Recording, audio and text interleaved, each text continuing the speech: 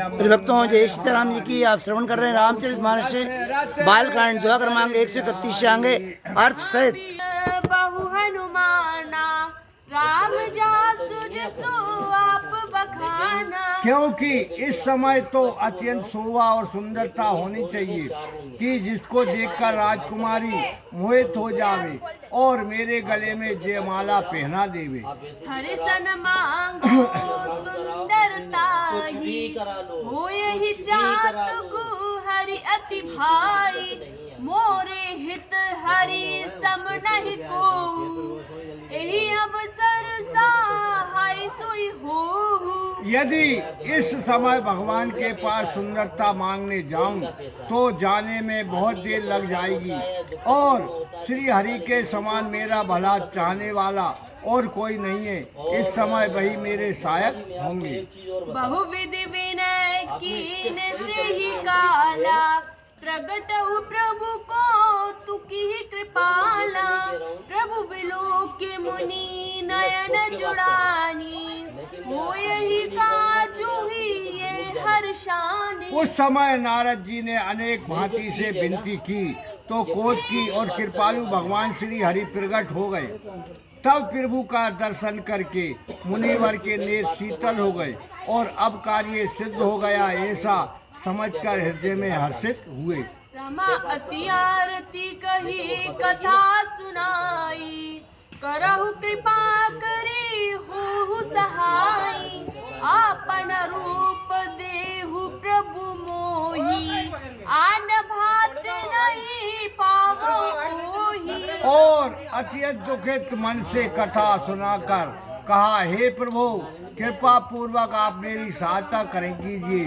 हे प्रभु मुझे अपना रूप दीजिए क्योंकि दूसरे प्रकार से मैं उस राजकन्या को नहीं पाऊंगा। जय विधिनाथ हुई हित मोरा करहु सुवेग्य दास में तोरा। निज माया बल देखी विशाला ये हंसी बोले दीन दयाला। हे नाथ जिससे मेरी भलाई हो सिद्ध नहीं वही उपाय कीजिए क्योंकि मैं आपका दास हूँ। तब अपनी माया को प्रबल देख दीनों पर दया करने वाले विष्णु जी हंसकर कहा, जय विधि होई परम हित रामा नारद सुनाऊ तू हर्षिया रामा। सोई हम करब ना अन कचुरामा वचन नरश हमार सिया रामा। मंगल भवन मंगल हारी द्रवौ सो दशरथ अजर बिहारी। महावीर बिन बहु हनुमाना राम जासु जसो आप बखाना। हे नारद जी सुनिए, जिस प्रकार आपका कल्याण होगा हम यही करेंगे वही करेंगे। ये मेरी बात झूठी नहीं हो सकती। कुपत मांग रजू व्याकुल रोगी वेद न देहि सुनहु मुनि जोगी। ए विधित तुहार मैं ठयहु कई अस अंतर रहित प्रभु भयहु।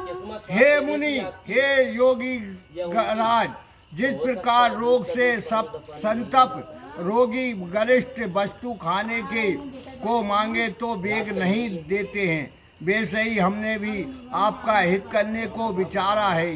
ये कहा भगवान अंतर्ध्यान हो गए। माया विबस भय मुनि मुंडा समुझ ही नहीं हरि गिरा निमूंडा। गवने तुरत ताहार शिराई जहाँ स्वयंवर भूमि बनाई। उस समय श्री नारद जी माया के वश में पड़कर ऐसे विमूढ़ हो गए रहे थे कि श्री हरि भगवान की बात न समझ सके और फिर तुरंत वहीं चले गए कि जहाँ स्वयंवर भूमि बनाई गई थी। निज निज आसन बैठे राजा बहु बनाब करी सहित समाजा। मुनि मन हर्ष रूप अति मोरे मोहित जी आनहि बारहिन घोरे। स्वयंवर में बड़े बड़े राजा अपने अपने आसनों पर आसनों पर विराजमान थे। नारद जी के मन में प्रसन्नता थी कि मेरे पास तो अत्यंत सुंदर रूप है, अतएव दूसरों को ये कन्या भूलकर भी नहीं भरेगी।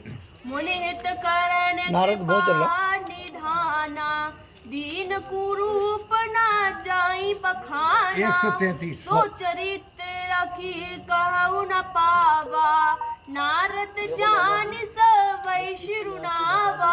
इधर मुनिवर नारद जी का हित करने वाले श्री रामचंद्र जी ने उन्हें ऐसा कुरूप कर दिया कि जो बखाना नहीं जाता।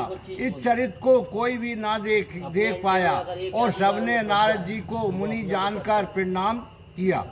रहे तहाँ दुई रुद्रगण रामा ते जानई सब भ्यूसिया रामा विप्रवेश देखत फिर रामा परम कौतुक देहु राउ सिया रामा। अमंगल भवन अमंगल हारी प्रियभक्तों, जय श्री राम जी की आप श्रवण कर रहे हैं रामचरितमानस बालकांड दोहा क्रमांक 133 से आगे अर्थ सहित। बालकांड दोहा क्रमांक 133 से आगे अर्थ सहित। आप बखाना वहाँ पर उन सारे भेदों को जानने वाले भगवान श्री महादेव जी के 2 गण मौजूद थे, जो परम कोट की ब्राह्मणों का भेद धारण किए सब कुछ देखते फिरते थे। जय समाज बैठे मुनि जाई हृदय रूप अहि मीति अधिकाई तहा बैठे महिष गण दो विप्रवेश गति लखई न को। जिस समाज में नारद जी अपने मन में अधिक रूप का घमंड किए बैठे थे, उसी स्थान पर श्री महादेव जी के 2 गण ब्राह्मणों के भेष में थे, इसलिए उन्हें कोई नहीं पहचान सका।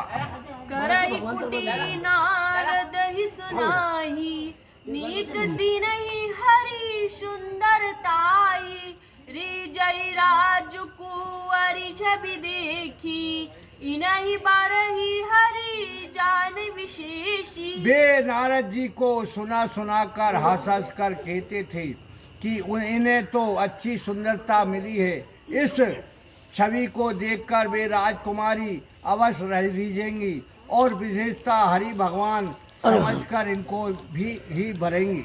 मुनहि मोह मन हाथ पराए हर्षहि सामुगन अति छुपाए जदपि जसनाई मुनि अटपटि बानी समुझहि ना पर बुद्धि प्रमसानी।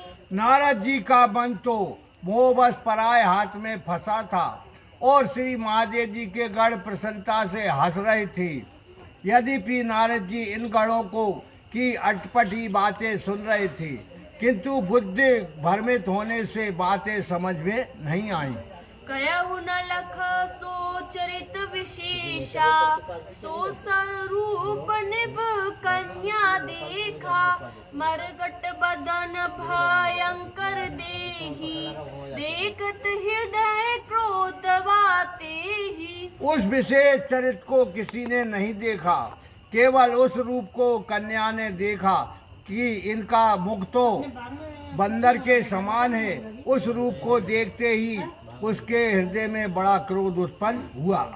सखी संग ले कुंवरी तब रामा चली तनुराज मारल सिया रामा देखत फिराहि महिप सब रामा।